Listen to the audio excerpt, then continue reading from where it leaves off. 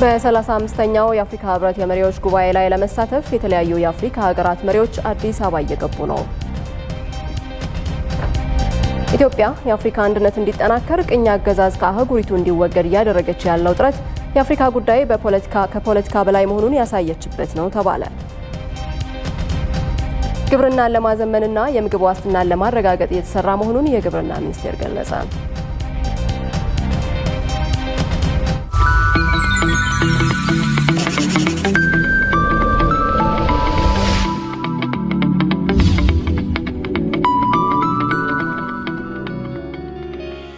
The tears of Africans, they stood right out. The African Union has come about. The long dream of Pan-Africanism has come through, with much prospect in the future to do. So all Africans, let's work with our union. Africa wants to see peace, love and prosperity.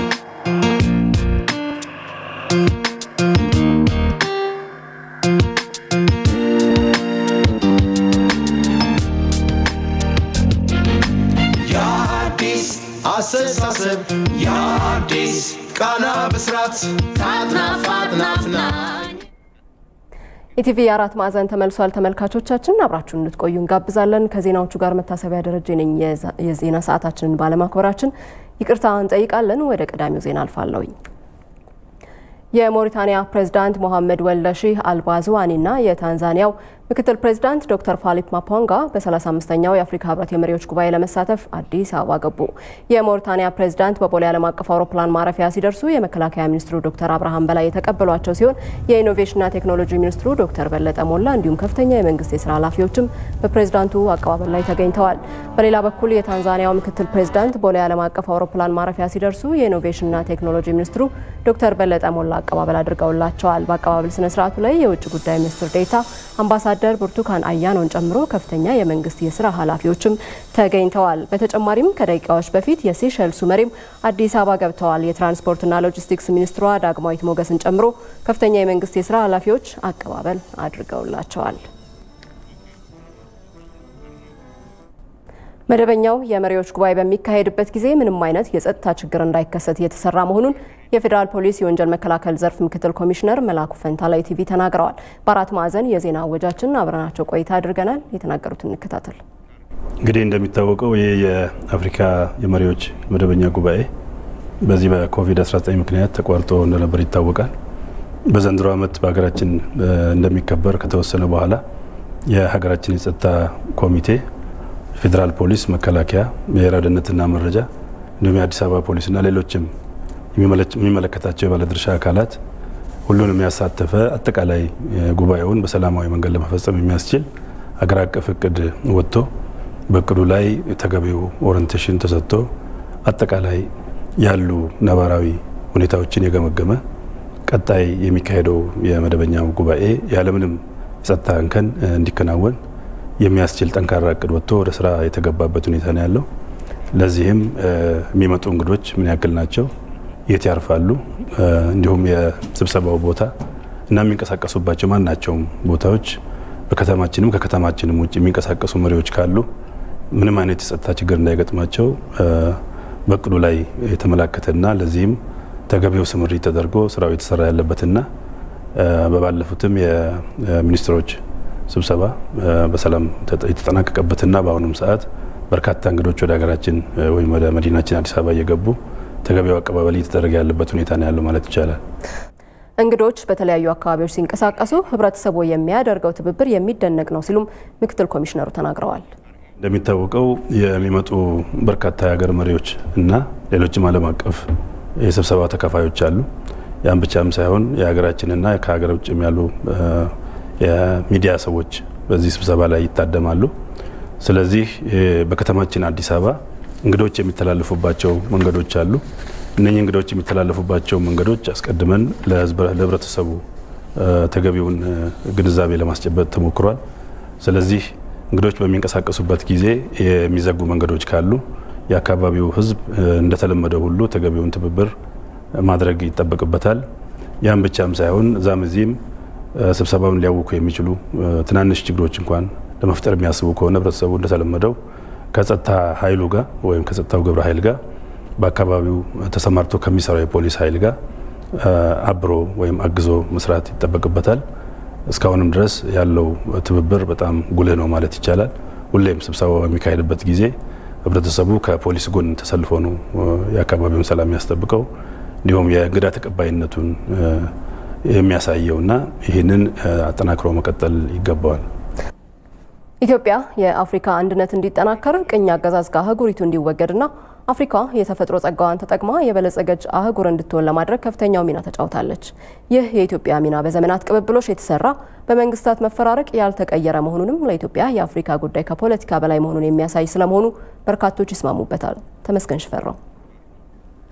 የኢትዮጵያ ትልቁ ህልም አንድነቷ የተረጋገጠ ነፃነቷን ያስከበረች በራሷ መቆም የምትችል የተሰጣትን የተፈጥሮ ጸጋ በአግባቡ ተጠቅማ የበለጸገች አፍሪካ ማየት የታላቋ ኢትዮጵያ ራዕይ ነው። ይህንን ህልሟን እውን ለማድረግ ለኢትዮጵያ የሆነው ነፃነት ለተቀሩት ብርሃን እንዲሆን አልገዛ ባይነቷ ለአፍሪካም እንዲተርፍ ለጥቁር ህዝቦች ሁሉ አርነት እንዲወጣ ከሰራችው የነፃነት ጎህን የመቅደድ ሥራ ባልተናነሰ ለአፍሪካ አንድነት ምስረታ የአንበሳውን ድርሻ ወስዳለች። ኢትዮጵያ ለአፍሪካ ነፃነት፣ ለአፍሪካ አንድነትና ለአፍሪካ ብልጽግና በዘመናት ሂደት በማይሸራረፍ በአገዛዞች መፈራረቅ በማያዋዥቅ መልኩ ሚናዋን ስትወጣ አርአያነቷን ስታሳይ ቆይታለች። አፍሪካውያንን በመቀስቀስ ለመብትና እኩልነታቸው እንዲታገሉ ለማድረግ ከንጉሠ ነገሥቱ ዘመን ጀምሮ ኢትዮጵያ በርካታ ሥራዎችን ሰርታለች። እኛ አፍሪካውያን በአሁኑ ጊዜ በዓለም ላይ የተለየ ስፍራ ይዘናል። ብዙ መቶ ዓመታቶች በጭቆና በባርነት የኖርን በመሆናችን ማናቸውም ህዝብ ነፃ ሆኖ ሊኖር ይገባዋል ብሎ ለመከራከር ከኛ የበለጠ ሊኖር አይችልም። እኛ አፍሪካውያን ብዙ መቶ ዓመታት ዳኝነትና መብት ተነፍገን የቆየን ስለሆን ዛሬ ትክክለኛ ዳኝነትና መብት ካለን ድምጻችንን በመናሰማበት ጊዜ ልንሰማ እንችላለን። ከግርማዊ ቀዳማዊ ኃይለ ሥላሴ ዘመነ መንግስት በኋላም አፍሪካውያን ለነጭ በዝባዦች ጭሰኛ የሚሆኑበት ዘመናቸው እንዲያበቃ የሚታገሉትን ሁሉ በቅርብ የሚደግፍና ውጤታማ የሆኑትን የሚያበረታታ የክብር ኒሻን የሚሸልም ስርዓተ መንግስት ነበር ኢትዮጵያ የነበራት። የኢትዮጵያ ሕዝባዊ ዴሞክራሲያዊ ሪፐብሊክ የመንግስት ምክር ቤት በወሰነው መሰረት የአፍሪካን ታላቅ ኒሻን ለሸልሞት በመታደሌ ታላቅ ክብርና ደስታ ይሰማኛል። አመሰግናለሁ።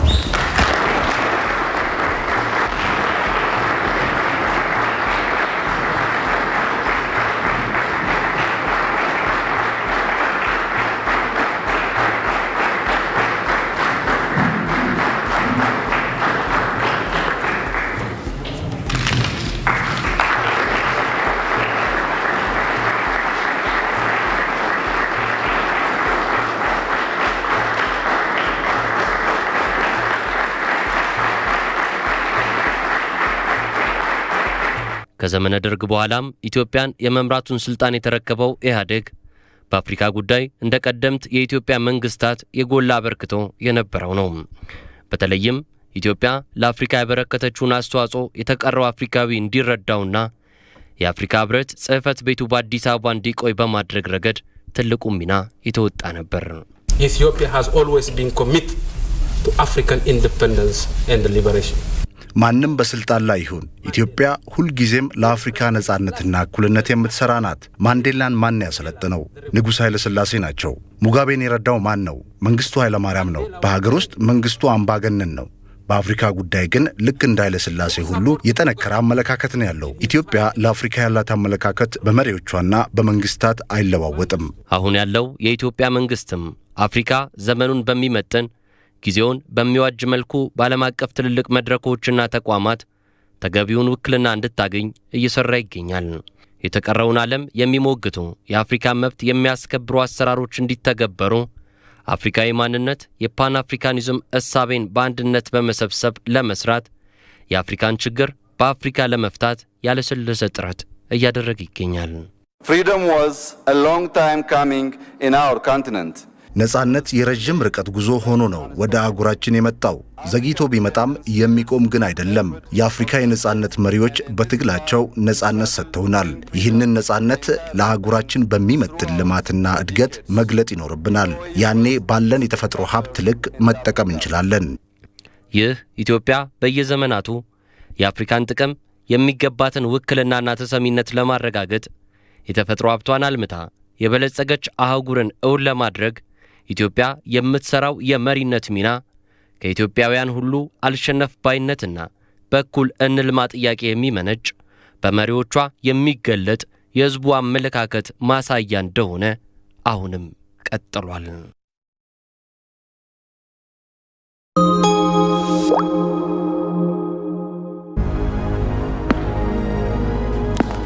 እነዚህ ታታሪ ሰራተኞች ቀን ከሌት የሚተጉ ሕይወት በምትሰጠን ፈተና በጥንካሬ የሚጋፈጡ ናቸው። በላባቸው ጠብታ በቀጥታ መስመር የሚጓዙ ፈታኙን የኑሮ ውጣ ውረድ ተቋቁመው ብሩህን ጊዜ ለማየት በጽናት የሰሩ የራሳቸውን ዛሬ ትናንት የገነቡ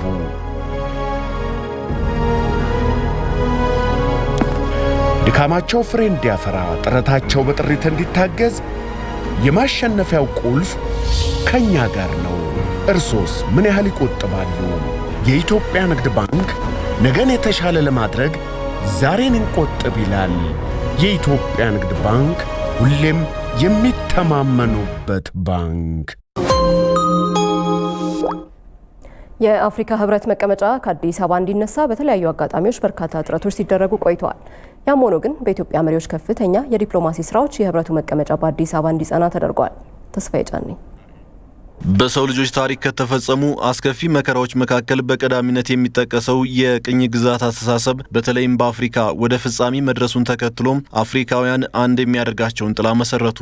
ይህ የሀገራቱ የጋራ መድረክ የሆነው የቀድሞ የአፍሪካ አንድነት ድርጅት የወቅቱ የአፍሪካ ህብረትን እንዲሆን ታዲያ የኢትዮጵያ አበርክቶ ግዙፍ እንደነበር የታሪክ ድርሳናት በደማቁ ጽፈውታል። ሆኖም ግን የህብረቱ መቀመጫ የነጻነት ፋና ወጊ ያልገዛም ባይነት ተምሳሌቷ ኢትዮጵያ እንዳይሆን በርካታ የሴራ ንድፈ ሀሳቦችና እጅ ጥምዘ ዛዎች ሲደረጉ ቆይተዋል። በቀዳማዊ ኃይለ ሥላሴ ጊዜም እንዲህ አይነት ሙከራዎች ነበሩና በወቅቱ የነበሩ የውጭ ጉዳይ ሚኒስትሮቻችን ምን ያህል እየታገሉ ጽህፈት ቤቱ እዚህ ሆኖ እንዲቀጥል እንዳደረጉ ይታወቃል። ነው በጥቅም እየተደለሉ አንዳንድ አፍሪካ አገሮች አጀንዳው እንዲነሳ ያደርጉና በተለይ ፈርጠም ያለ ኢኮኖሚ አለን አቅም አለን የሚሉት ሀገሮች ነው ጽህፈት ቤቱን በደንብ ለማደራጀት የሚያስፈልገውን የገንዘብም ሌሎችም አስተዋጽኦና በረከታለን እኛ ጋር አምጡት የሚል ውትወታ አለ።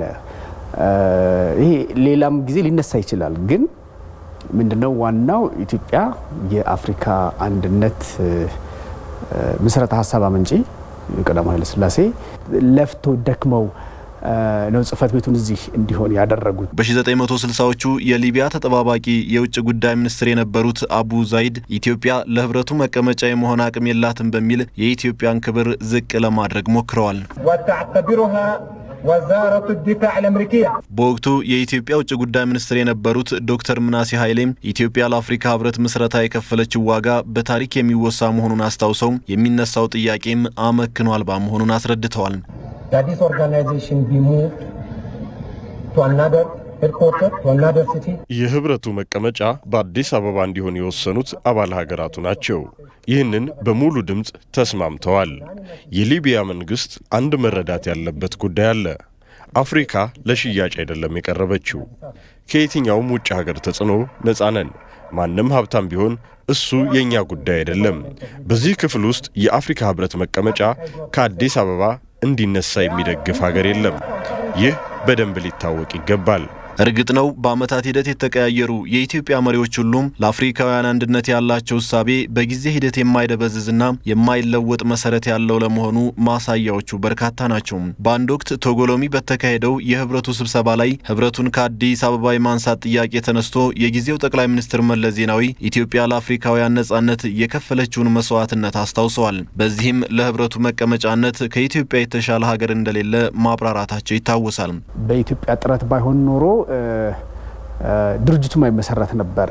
ድርጅቱን ኢትዮጵያ እንዲመሰረት ማድረግ ስለቻለች ነው ጽህፈት ቤቱም እዚህ የሆነው እና ውለታ መርሳት ነው የሚሆነው። ኢትዮጵያ ለአፍሪካ አገሮች ነጻነት ትልቅ አስተዋጽኦ ያበረከተች፣ ኔልሰን ማንዴላን ያሰለጠነ፣ ዚምባብዌ በነጻነት ትግሏ ድጋፍ ያደረገች አገር፣ የሌሎች አፍሪካውያን ወንድምና እህቶቻችን ነጻነትን በሊግ ኦፍ ኔሽን በተባበሩት መንግስታት በከፍተኛ ድምጽ ስታንጸባርቅ የነበረች ትልቅ ስራ የሰራች ባለውለታ ነች ለአፍሪካ። ኢትዮጵያ በአድዋ ጦርነት የአፍሪካውያንን የነጻነት ትግል ወደ ትልቅ ደረጃ መውሰድ የቻለች የነጻነት አርማ ቀንዲል የሆነች ሀገር ነች። መሰል ጥያቄዎች ወደፊትም እንደሚነሱ የሚናገሩት የዘርፉ ምሁራን ታዲያ ይህንን ለማስቀረት በፖለቲካ የተገኘውን ስኬት በምጣኔ ሀብቱና በደህንነቱ ዘርፍ መድገም ሁነኛ መፍትሄ ስለመሆኑም ያነሳሉ። ለሁሉም 35ኛው የህብረቱ የመሪዎች ጉባኤ የፊታችን ቅዳሜና እሁድ በመዲናችን አዲስ አበባ ሊካሄድ መሪዎች ወደ ሀገር ውስጥ በመግባት ላይ ናቸው። አፍሪካ የራሷን አጀንዳ ለተቀረው ዓለም የምታሳውቅበት ተጽዕኖ ፈጣሪ መገናኛ ብዙሃን መገንባት ላይ ትኩረት ማድረግ እንዳለባት የመገናኛ ብዙሃን ባለሙያ ገለጹ። ኢትዮጵያ የአፍሪካ የለውጥ ፈንጣቂ እንደመሆኗ አፍሪካውያንን በማስተባበር አህጉሩን የሚወክል መገናኛ ብዙሃን ለመገንባት ያለውን ምቹ ዕድል መጠቀም እንዳለባት ምን የገለጹት ሞላ አለማየሁ። 1.3 ቢሊዮን ህዝብ ያላት አፍሪካ አህጉር በተፈጥሮ በርካታ የሀብት ምንጭ ቢኖራትም ዜጎቿ ከድህነትና ከተረጅነት መውጣት አልቻሉም። ለዚህ በዋናነት ተጠቃሽ ከሆኑ ምክንያቶች አንዱ ሀብቷን ማልማት እንዳትችል የቅኝ ገዢዎች ተጽዕኖ መሆኑን ጥናቶች ያመለክታሉ። ድህረ ቅኝ ግዛት ዘመንም ሀያላን ሀገራት አፍሪካን በእጅ አዙር ቅኝ ግዛት ውስጥ የከተቱትና ሀብታቸውን ማልማት እንዳይችሉና የራሳቸውን ባህል እንዲጥሉ ያደረጉት ጠንካራ መገናኛ ብዙሃን በመገንባት መሆኑን በዘርፉ የተሰሩ ጥናቶች ይጠቁማሉ። ይህንን ለመቀልበስ አህጉሩ ጠንካራ መገናኛ ብዙሃን መገንባት የግድ ነው የሚሉት የመገናኛ ብዙሃን ባለሙያው ዶክተር ንጉሴ መሻ ናቸው። ሚዲያውን ማጠናከር ካልቻል በስነ ልቦና እንበለጣለን። አፍሪካ መልማት የሚችል ማደግ የሚችል ትልቅ አህጉር ናት። ወደ ኋላ እንድንቀርና እኛ መስራት አንችልም ብለን እንድንቀበል ካለፉ ታሪኮች በቅኝ ግዛት እንዲሁም ደግሞ በባርነት የስሌቨሪ ፔሪየድ የተፈጠሩ የስነ ልቦና ጉዳቶች አሉ፣ ስብራቶች አሉ። ስለዚህ እነዛ መጠገን አለባቸው። እነዛ እንዲጠገኑ ደግሞ ጠንካራ ሚዲያን መፍጠር ያስፈልጋል። ጠንካራ ሚዲያ ለመፍጠር ደግሞ የአፍሪካ መሪዎች ደግሞ አንድ አይነት አላማ ይዘው ይሄ ሚዲያ ያስፈልገናል የሚለው መውሰድ አለባቸው። ምዕራባውያን ሀገራት በተለይም አሜሪካና አውሮፓ የእነሱን አጀንዳ የሚያራምዱ በርካታ መገናኛ ብዙሃን ፈጥረዋል። ይህንን ተጽዕኖ ለመቀነስም የአረብ ሀገራት አልጀዚራን መፍጠር ችለዋል። ቻይናም የራሷን አጀንዳ የሚያራምድ ሲጂቲኤንን ይዛ ብቅ ብላለች። ሩሲያም አርቲን፣ ቱርክም አናዶሉን በመመስረት የመገናኛ ብዙሃንን ተጽዕኖ ለመቋቋም ሚዛን ለመፍጠር እየሰሩ ይገኛል። እስካሁንም ድረስ አህጉሩን የሚወክልና ተጽዕኖ የሚፈጥር መገናኛ ብዙሃን የሌላት አፍሪካ አጀንዳ ፈጣሪ ሳይሆን አጀንዳ ተቀባይ ሆናለች። በአፍሪካዊ ማንነት ኩራት ላይ መስራት ነው። የአፍሪካዊ ማንነትና ኩራት የሚሰራው አንደኛ በሚዲያ በሚሰራ ስራ ነው። ሚዲያ እንግዲህ በዓለም ላይ በአሁኑ ሰዓት ተጽዕኖ ፈጣሪነቱ ከየትኛውም እንግዲህ የፖለቲካም ሆነ የኢኮኖሚ እንዲሁም ማህበራዊ አክተርስ ከምንላቸው ውስጥ በግንባር ቀደምትነት የሚቀመጥ ነው። በዚህ የተነሳ ዓለም በሚዲያ ውስጥ ዓለምን ለመቆጣጠር ወይም ሌሎች ሀገራትን ለመቆጣጠር በዓለም ያሉት ሀያላቸው የሚባሉ ሀገራት ምን ያህል ጥረት እየሰሩ እንደሆነ እናውቃለን። የራሳቸውን የሚዲያ ስራ ይሰራሉ። በዓለም አቀፍም በዚህ የተነሳ በጣም ተጽዕኖ ፈጣሪ የሆኑ የሚመጡበት ሁኔታ እያስተዋልን ያለ ነው። በቅርቡ ኖ ሞር ዘመቻን ፈጥራ የምዕራባውያን ሀገራትና ሚዲያ ተጽዕኖ በጥቁሮች ላይ በቃ ያለችው ኢትዮጵያም አፍሪካን የሚወክልና ድምጽ የሚሆን መገናኛ ብዙሃን የመፍጠር እድሉን መጠቀም እንዳለባት ባለሙያው ዶክተር ንጉሴ ይገልጻሉ። እንደ ሀገርም ቢሆን እኛ ተጽዕኖ መፍጠር ካለብን የአፍሪካ የለውጥ ፈንጣቂ አገር መሆንና መስራት መንፈልግ አገር ከሆን የራሳችን ሚዲያ ሊኖር ግድ ነው። ያ ሚዲያ ደግሞ በዓለም አቀፍ ቋንቋ የሚሰራጭ መሆን አለበት። ምክንያቱም በቅርቡ የደረሰብንን ከአሸባሪ ህወሓት ቡድን ጋር በተገናኘ እንግዲህ ጥፋተኛውና አገር ወደ ጦርነት ጎትቶ የከተተው ይሄ ቡድን ሆኖ ሳለ የምዕራቡ ሚዲያ በተንሻፈፈና በጣም በተሳሳተ መልኩ የማይሆን መረጃ በማሰራጨት በዓለም ላይ በጣም ግርታ ሲፈጥር እንደነበረ ሁላችን እናስታውሳለን።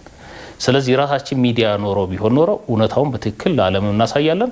ይሄም ደግሞ አሸባሪ የተባለው ቡድን ደግሞ በሚገባው መልኩ ተቀጥቶ አገራዊ አንድነታችን ያለምንም ችግር ያለምንም ጉዳት ያለምንም ቀውስ መራመድና መሻገር እንችል ነበር።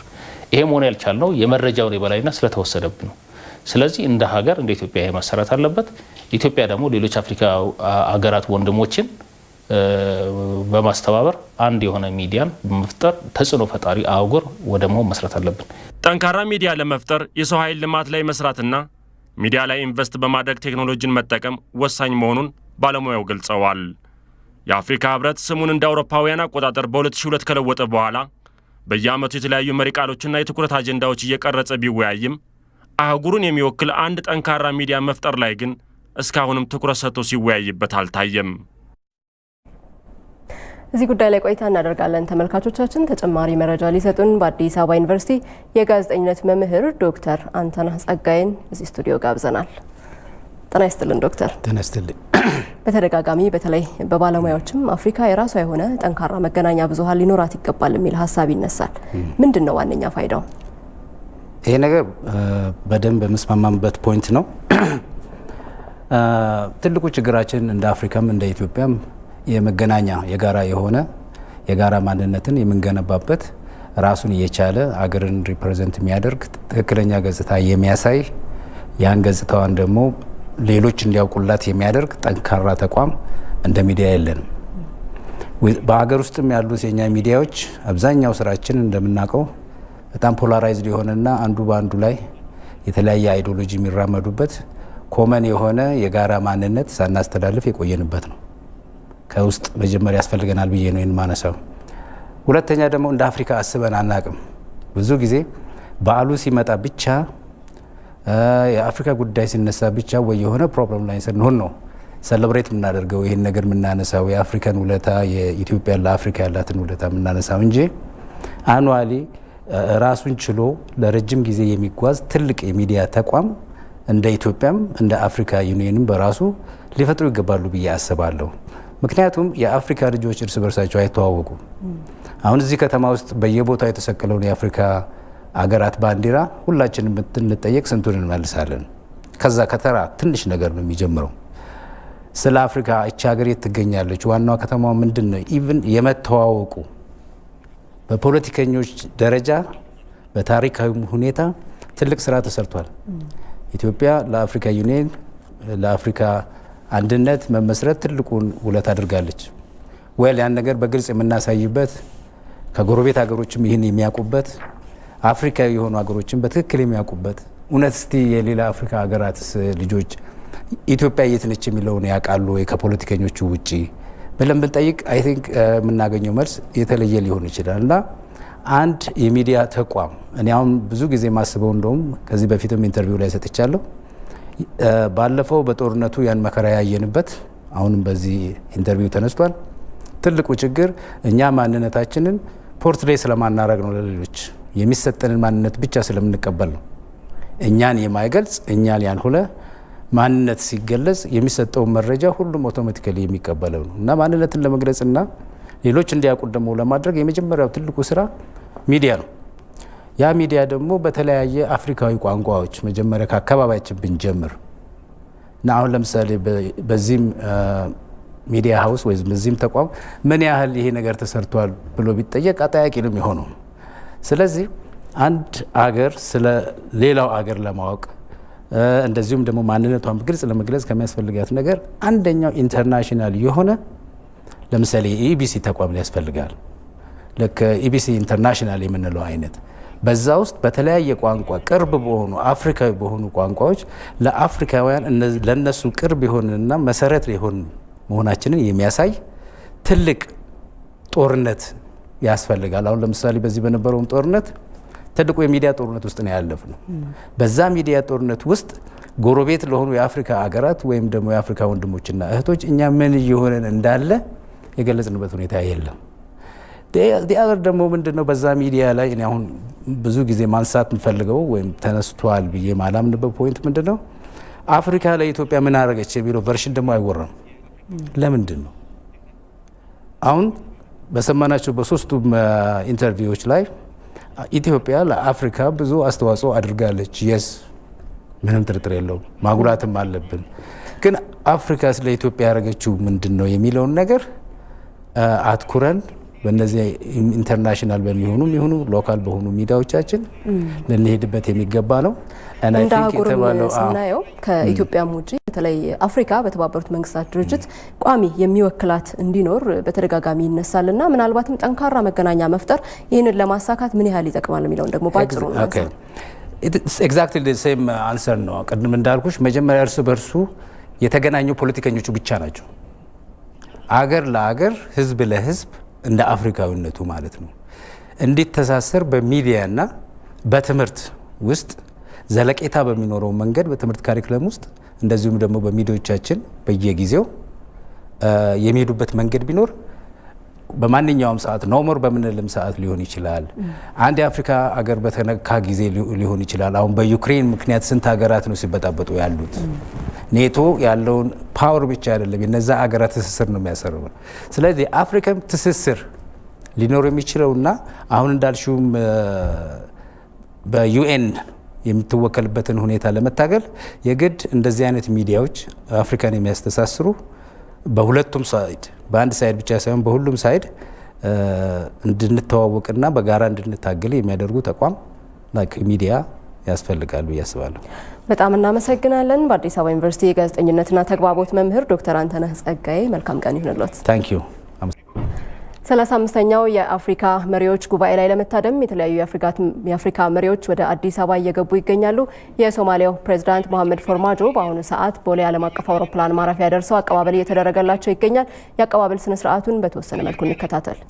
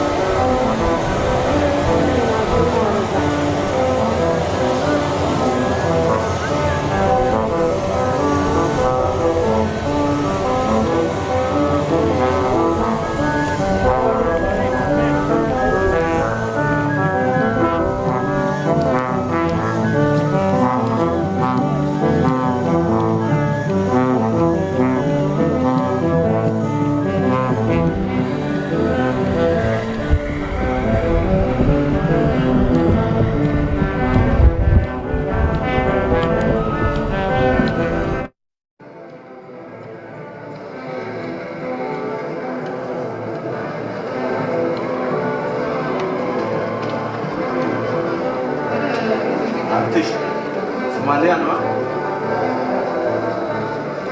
አልተረጋገጠም።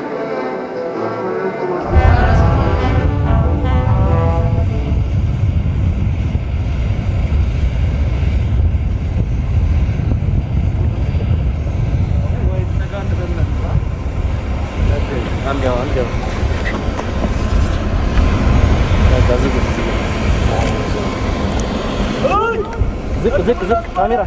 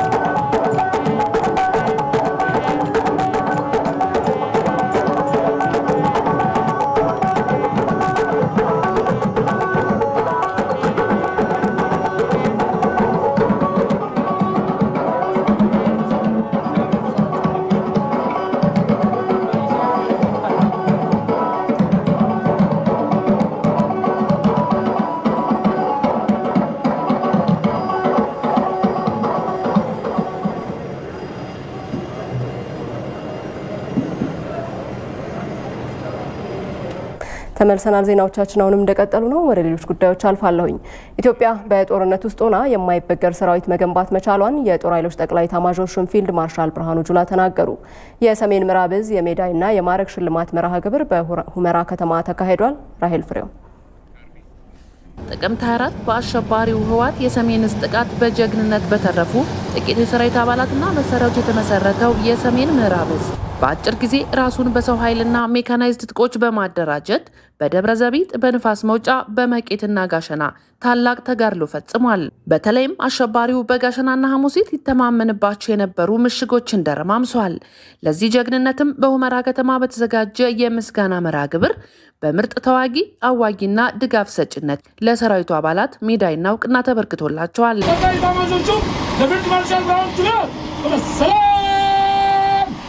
መርሃ ግብሩ ሰራዊቱ ላስመዘገበው ድል እውቅና ለመስጠትና ለቀጣይ ግዳጅ የማዘጋጀት ዓላማ ያለው መሆኑን የሰሜን ምዕራብ ዕዝ ዋና አዛዥ ጀነራል ጌታቸው ጉዲና ተናግረዋል። ሁለተኛው የዛሬ በዓል ዓላማ ለቀጣይ ግዳጅ ሙሉ ዝግጅታችንን ያጠናከርንበት፣ ለቀጣይ ወሳኝ ድሎች ጥንስስ የጣልንበት ምክንያት በማድረግ ነው።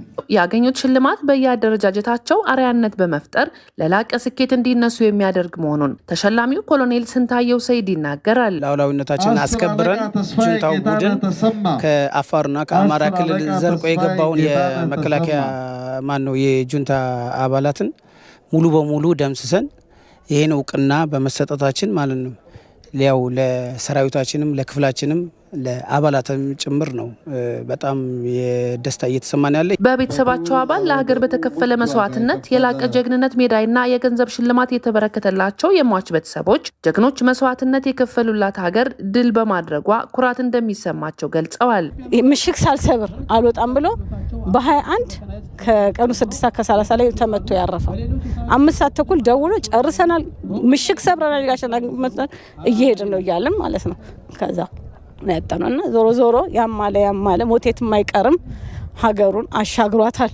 ዛሬ በሰላም ኖረን እቺን ሀገር አልፈን እንድንመጣ ያደረገን ወንድማችንና እንደ ወንድማችን አይነት ሰዎች ናቸው። ካለነሱ ህይወትም የለንም። ስለዚህ እዚህ ጋር ለተሰጠን ሜዳሊያም ሽልማት እኛንም ከያዘን የሚያጽናናን ነው። ለተሸላሚዎቹ የእንኳን ደስ አላችሁ መልእክት ያስተላለፉት የጦር ኃይሎች ጠቅላይ ኢታማዦር ሹም ፊልድ ማርሻል ብርሃኑ ጁላ ለሀገር የተከፈለው ዋጋ ታሪክ የሚዘክረው መሆኑን ተናግረዋል። ደብረ ዘቢጥን የመሰለ ዝንጀሮ የማይወጣው ገደል ወጥቶ ወርዶ ጠላትን ወደ ጋሸና የከተተ በመጨረሻም ጋሸና ላይ የደመሰሰ እና አጠቃላይ ለሰራዊታችን ለሚያደርገው የመልሶ ማጥቃት ስራ ምቹ ሁኔታ የፈጠረ ጠላትን ሌላ ግንባር በመፍጠር የወጠረ ጀግና ዕዝ መሆኑን መዘንጋት የለበትም። ዛሬ የተሸለሙ ጀግኖችም በዚህ ሂደት አልፈው የተሸለሙ መሆናቸውን በመከራ ውስጥ በህይወትና በህይወት መካከል ባለ ሁኔታ ውስጥ የሰሩት ጀግንነት በመሆኑ ለዛ እውቅና የተሰጠው በመሆኑ እናንተም ልትኮሩ ይገባል። ሀገሪቱ በጦርነት ውስጥ ሆና የማይበገር ሰራዊት ገንብታለች ሲሉም ሰራዊቱ ጦርነቱን በመጨረስ ዘላቂ ሰላም ማረጋገጥ የሚያስችል ቁመና ላይ እንደሚገኝ ጠቁመዋል። በእውነቱ ጦርነት እየተዋጋን አሁን የገነባነው ኃይል በጦርነት ውስጥ ለመገንባት በጣም አስቸጋሪ ነው። የቻልነው እኛ ነን።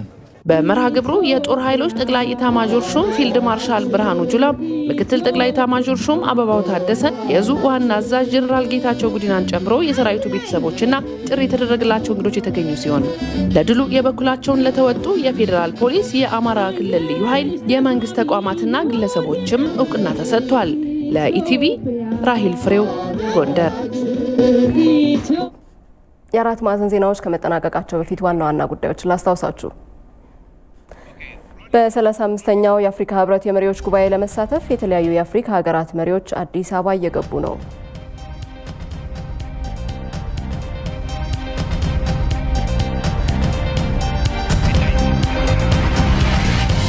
ኢትዮጵያ የአፍሪካ አንድነት እንዲጠናከር ቅኝ አገዛዝ ከአህጉሪቱ እንዲወገድ እያደረገች ያለችው ጥረት የአፍሪካ ጉዳይ ከፖለቲካ በላይ መሆኑን ያሳየችበት ነው ተባለ።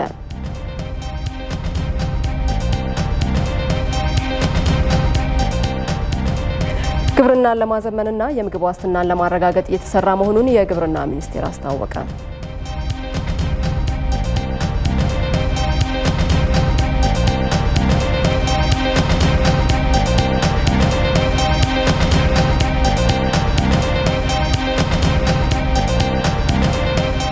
ዜናዎቻችን በዚሁ ተጠናቀዋል። ተመልካቾቻችን፣ የእንግሊዝኛ ዜናዎች ከዚህ በኋላ የሚስተናገዱ ይሆናል። ለዜናዎቹ ሽፈራው ላቀው እየጠበቃችሁ ይገኛል። ከሱ ጋር ጥሩ ጊዜ እንዲሆንላችሁ እንመኛለን። አራት ማዕዘንን በመምራት መታሰቢያ ደረጃ ቆይታ አድርጌያለሁኝ። መልካም ጊዜ ይሆንላችሁ።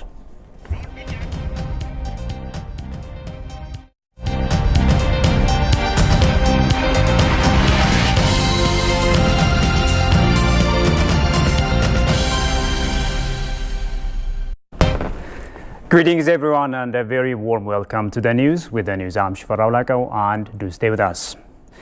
African leaders have begun arriving in Addis Ababa ahead of the 35th AU summit slated for Saturday and Sunday.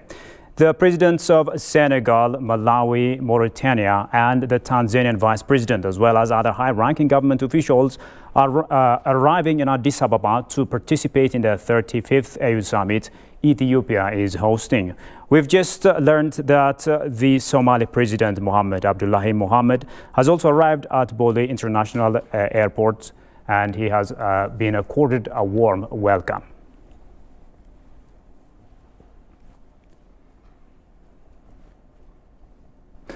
Prime Minister Abiy Ahmed has extended a welcoming message to participants of the 35th ordinary session of the AU Assembly. Quote-unquote, after a 2-year interruption due to COVID-19, Ethiopia welcomes the resumption of the AU summit in its capital city, Addis Ababa, which has been gearing up to warmly receive our fellow brothers and sisters, the Prime Minister noted on his Twitter page.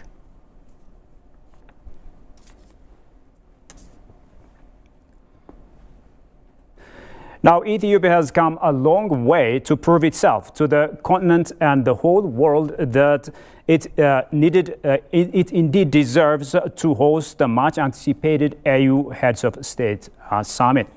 From the war for survival to COVID-19 and to building agricultural resilience, Ethiopia has become a beacon of anti-colonialist struggle. Johannes Fantaun has compiled the following story.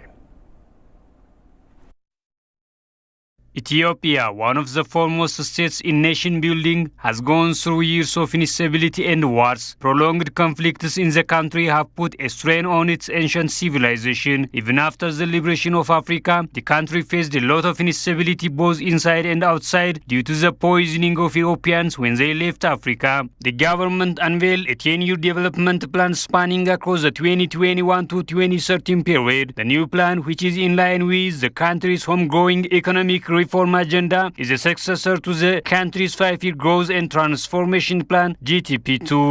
Over the years, I think the investments we've made in human capital and infrastructure has been significantly successful. But it's about time we sort of leverage that success and move it to the next level so that the private sector can take its natural role of driving the economic growth in the next decades ahead of us. And second, even though Ethiopia's economic success has been described as a miracle by some, lately we have faced some headwinds.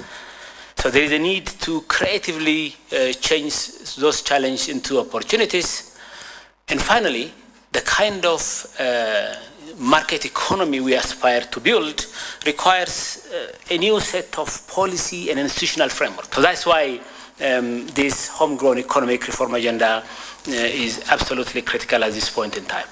One of the basic ways in which a country's economy can recover is through investment. In this regard, the instability of the country over the past 2 years has affected the industry, but it has continued to strive to maintain its preferred investment destination with high efficiency and sacrifice. The arrival of the diaspora in droves has helped breathe some life into the economy and gives rise to the foreign direct investment. In addition, despite the pressure exerted internally and externally, Ethiopia has undertaken a remarkable green development work which can save the world from the threat of climate change. ችግኝ መትከል በቢሊዮን በሚቆጠር ቁጥር ኢትዮጵያ ከጀመረች ከሁለት ዓመት በኋላ After billions of seedlings have been planted in Ethiopia, many countries have started following suit. This positive influence is very important, but in order for the positive impact to be sustained, it needs to be implemented in our country. It's important to grow seedlings, but we must see them grow into trees. For that, maintenance is required. We must cope with the pressures of this system of things. በመሃል ያሉ ድካሞች በከፍተኛ ትጋት መቋቋም ይኖርብናል። In terms of tourism, the industry has been in a state of disarray due to the COVID, but following the government's homecoming challenge for Christmas celebration, several thousands of Ethiopians and friends of Ethiopia have returned home to renew their support at home, at the same time to change the world's perception of Ethiopia's stability. Now, Ethiopia has been hosting a number of conferences for several decades, and now Addis Ababa is hosting the 35th edition of the AU Summit. Our staff reporter Tigist Sarnesa will take you through the vibe in the capital. Take a look.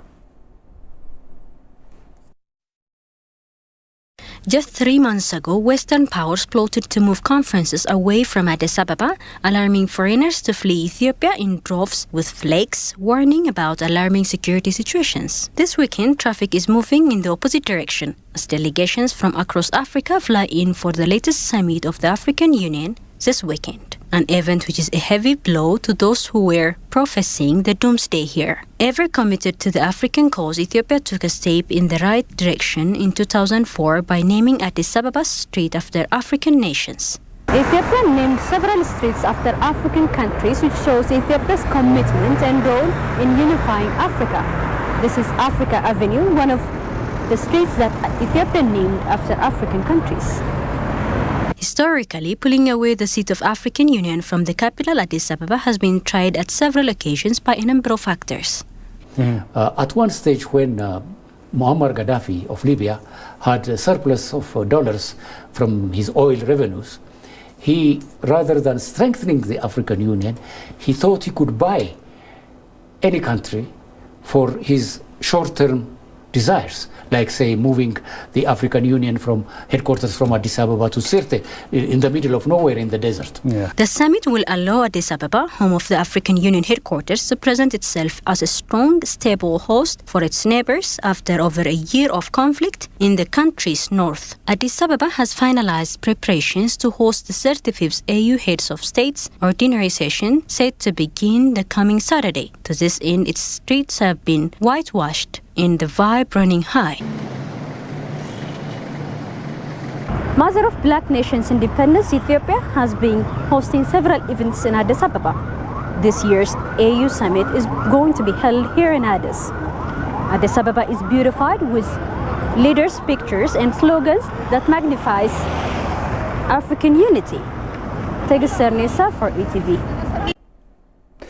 And finally, Ethiopia is brimming with Pan-Africanism as high-level continental leaders are heading to the capital to take part in the 35th Ordinary Summit of Heads of State and Government of African countries. After a 2-year interruption due to the coronavirus, Ethiopia has once again managed to host the AU Summit in its capital city. Let's take another glance at the booming vibe in the city with our staff reporter, Jerusalem Basia.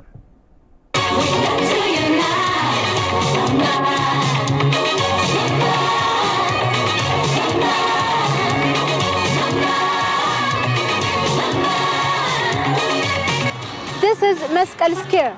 Mescal Square is the most iconic public gathering space in Addis Ababa that has been hosting several cultural, religious, political, entertainment and other sport activities for many years. Now Mescal Square is decorating with African flags, pictures of African leaders and with different assortments to receive Africans for the 35th AU Summit. As you see behind me, these posters are expressing the Independence Day of African countries. But the word independence is not writing only for Ethiopia. Do you know what the reason? Ethiopia has never been colonized in the African continent.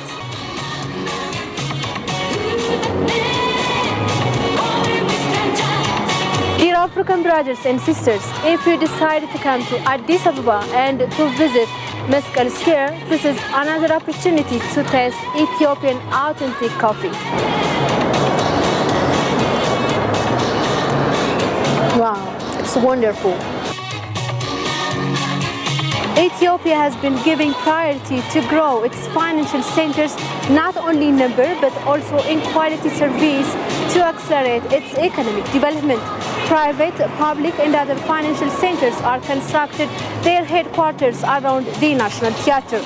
This creates a new site for the city and the country at large, not only for the growing demand of the financial aspects of the country, but also the beautifications of the city.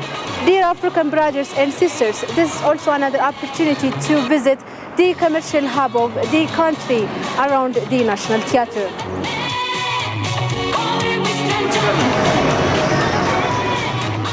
Ethiopian traditional costumes are exotic and represent rich history and culture. They are made of woven cotton. In rural areas, these cultural clothes are worn regularly. But in the cities like Addis Ababa, these cultural clothes are occasional outfits for holidays, including the New Year, Christmas and other Ethiopian holidays.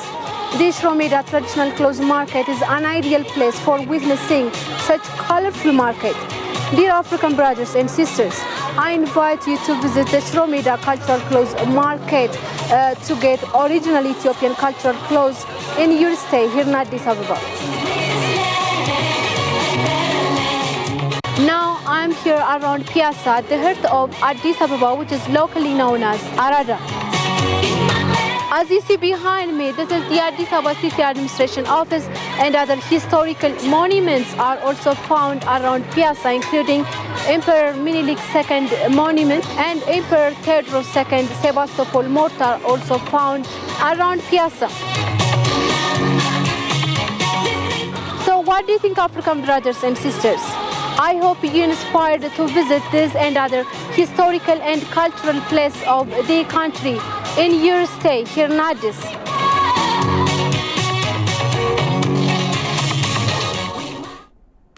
And with that, we come to the end of today's stories, and many thanks for watching us, and we will keep you updated on the latest developments on ETV language, so make sure you stay tuned, and bye-bye.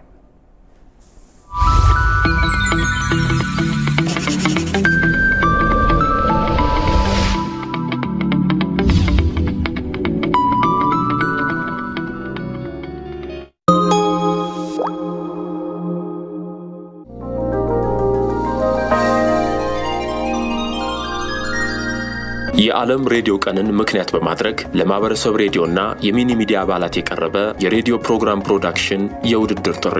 የዘንድሮ የዓለም ሬዲዮ ቀን የፊታችን የካቲት 6 በዓለም ለ11ኛ ጊዜ በኢትዮጵያ ለ3ኛ ጊዜ ሬዲዮና ተአማኒነት በሚል መሪ ቃል ይከበራል። የኢትዮጵያ ብሮድካስቲንግ ኮርፖሬሽንም ከሚመለከታቸው አካላት ጋር በመሆን ዕለቱን በማስመልከት በማህበረሰብ ሬዲዮና በሚኒ ሚዲያዎች እያገለገሉ ለሚገኙ ባለሙያዎች ልዩ ሽልማት የሚያስገኝ የሬዲዮ ፕሮግራም ፕሮዳክሽን ውድድር አዘጋጅቷል። ፕሮዳክሽኑ ፈጠራ የታከለበት ከ15 ደቂቃ ያልበለጠ ሬዲዮ በኢትዮጵያ ለዘመናት በህዝቦች መካከል መተማመን፣ ሰላምና አብሮነት እንዲጠናከር ሲጫወት የኖረውን ሚና እንዲሁም አሁን መወጣት የሚገባውን ተልዕኮ የሚያጎላ ጭብጥ መያዝ ይኖርበታል። ተወዳዳሪዎች የተጠናቀቀውን ፕሮዳክሽን እስከ ጥር 30 2014 ብቻ ባሉበት ሆነው በኢሜል ethioradioday@gmail.com ወይም በአማራጭነት ethioradioday በተባለው የቴሌግራም አድራሻ ይላኩ፣ ወይም በአካል ብሔራዊ አካባቢ በሚገኘው የኢትዮጵያ ብሮድካስቲንግ ኮርፖሬሽን ኮርፖሬሽን ዋና መስሪያ ቤት ቢሮ ቁጥር 710 በመቅረብ ማስረከብ ይችላሉ። ማሳሰቢያ፣ ተወዳዳሪዎች ትክክለኛ ስምና አድራሻቸውን እንዲሁም የሚሰሩበትን የማህበረሰብ ሬዲዮ ወይም ሚኒ ሚዲያ መግለጽ ይኖርባቸዋል። ተጨማሪ ዝርዝር መረጃዎችን ኢትዮጵያን ብሮድካስቲንግ ኮርፖሬሽን ከሚለው የድርጅታችን የፌስቡክ ገጽ ላይ ያገኛሉ።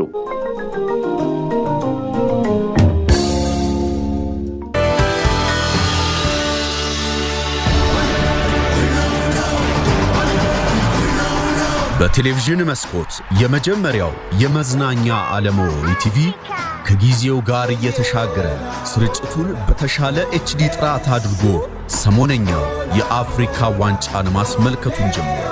ከጅማሬው ውድድሩን ሲያቀርብላችሁ የቆየው ኢቲቪ መዝናኛን አሁን ደግሞ የውስን ሀገራት ፉክክር ትንቅንቅና ፍልሚያን ከባለሙያዎች ጥልቅ ትንታኔ ጋር በኤችዲ ጥራት ይመልከቱበት። ፍሪኩዌንሲ 11105 ሲምቦል ሬት 45000 ፖላራይዜሽን ሆሪዞንታል በሚለው ያገኙታል። ኢቲቪ መዝናኛ እንደ ምርጫው። በአፍሪካ መዲና እጅግ ግዙፍ ተልቆ የሚያተልቀው ልቆ የሚያልቀው በኢትዮጵያ ትልቁ የገበያ ማዕከል አያት ግራንድ ሞል የንግድ ሱቆች ሽያጭ ጀምረናል። አያት ዞሮ መግቢያዬ።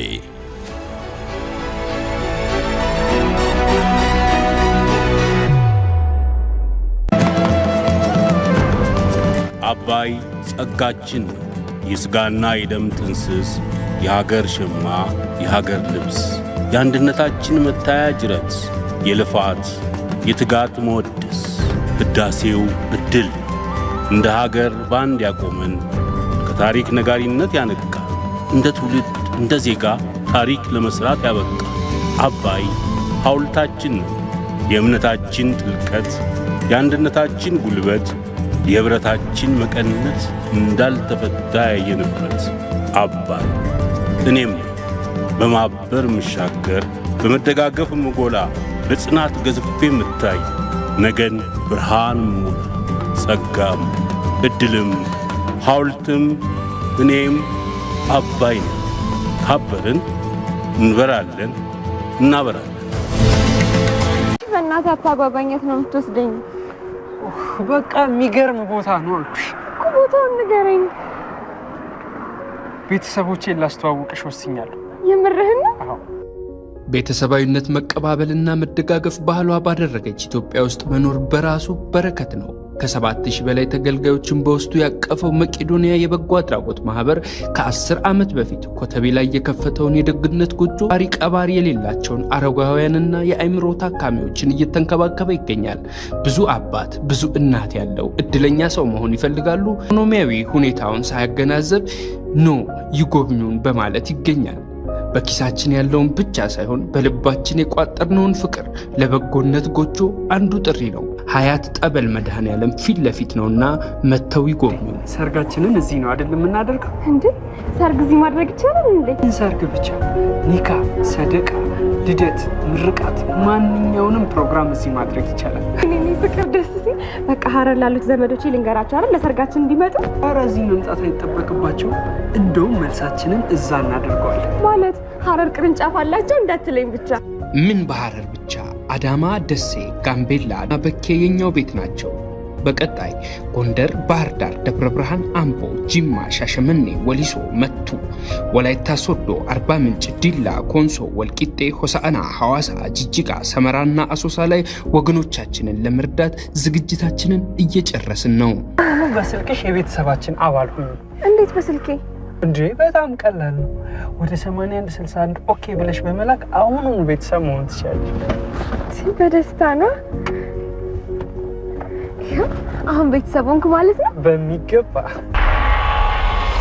ስሙ ስሙ ስሙ የሰማችሁ ላልሰሙ ታሰሙልን አያቶች ነን። የገናና የጥምቀት በዓልን ምክንያት በማድረግ ውድ ሀገራቸው ሰላም መሆኗን ለሌሎች ለማረጋገጥ በዓላትን ከቤተሰብ ጋር ለማክበር ወደ ኢትዮጵያ የሚመጡ ወገኖቻችንን ለመቀበል አያት አክሲዮን ማህበር ለክብሯን የመኖሪያና የንግድ ቤት ገዢ ደንበኞች እስከ 30% ልዩ ቅናሽና 8% የቅድመ ክፍያ እንዲሁም በ60-40% በዝቅተኛ 9.5 ወለድና ወርሃዊ ክፍያ እስከ 30 ዓመት በረጅም ጊዜ አከፋፈል ዞሮ መግቢያ ቤታችሁን እንድትገዙ በተጨማሪም የትርፋማውን የአያት አክሲዮን በመግዛት ባግራችሁ ኢንቨስት እንድታደርጉ እንዲሁም በጥንቱ አዲስ አበባ ራስ ሆቴል ለምታርፉ ከመኝታ ክፍሎች ዋጋ ላይ 30% ልዩ ቅናሽ አድርገን በልዩ መስተንግዶ እንጠብቃችኋለን። ለተጨማሪ መረጃ በ0933 25 33 33 በ0977 60 60 60 ይደውሉ። ከአያት ጋር የሰራ ትርፋማ አያት ዞሮ መግቢያዬ።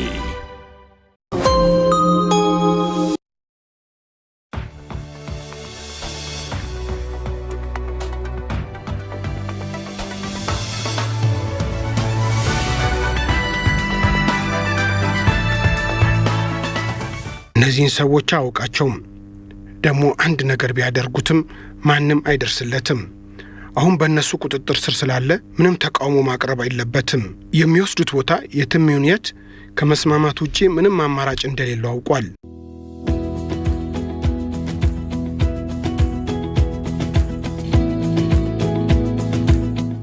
ነገ በአስመራ አንድ ትልቅ ወሳኝ የእግር ኳስ ጨዋታ ይደረጋል። የሐማሴን ቡድን ከአዲስ አበባ የመጣውን የመብራት ኃይል ቡድን ይገጥማል። ሐማሴን ዋንጫውን ለማግኘት ማሸነፍ ይጠበቅበታል። ሐማሴንና መብራት ኃይል ተመድበሃል፣ እዛ ግን አንድ ችግር ይገጥማል፣ እንደምትወጣው ተስፋ አለኝ አሉ። ምንድነው ጋሼ ሲል እዛው ታገኘዋለህ አሉ።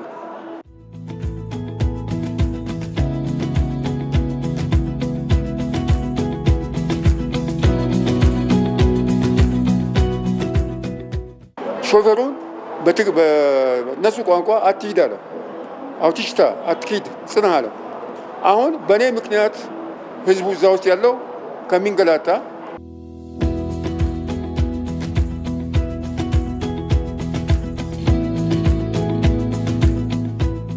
ሐማሴ ከተሸነፈ ለህይወቱ ስለሚያሰጋ ጥንቃቄ ያደርግ። ምናልባትም ሰምተህ እንደሆነ የአስመራ ጦር አዛዥ ጀነራል ተሾመ እርገቱ ጠዋት ተገድለዋል።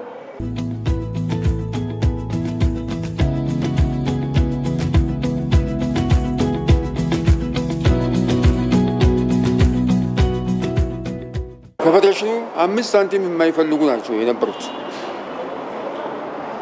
ነው።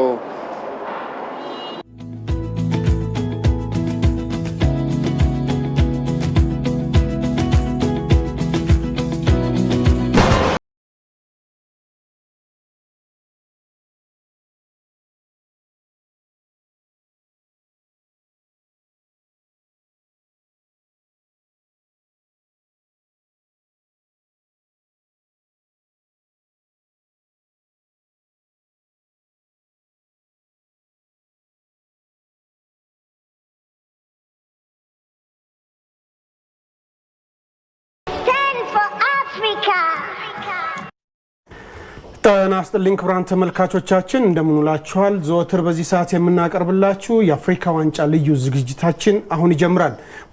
ሙሉጌታ ክፍሌና ማንደፍሮ ታደሰ እስከ 9 ሰዓት ድረስ ቆይታ